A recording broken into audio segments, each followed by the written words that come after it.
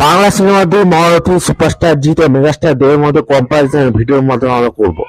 So আসুন দেরি না করে ভিডিওটি স্টার্ট করা যাক। সুপারস্টার জিতের বয়স হলো 47 বছর, মেগাস্টার দেবের বয়স হলো 43 বছর।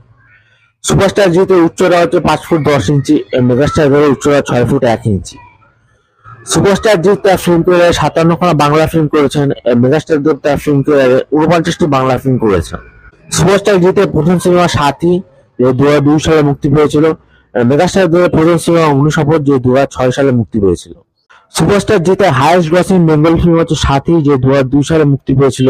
বক্স অফিসে 10 কোটি টাকা কালেকশন করেছিল। মেগাস্টার দেবের হাইয়েস্ট গ্রসিং বেঙ্গলি ফিল্ম হচ্ছে ধূমকেতু, যে 2025 সালে মুক্তি পেয়েছিল এবং বক্স অফিসে 28 কোটি টাকা বক্স অফিস ইনকাম করেছিল।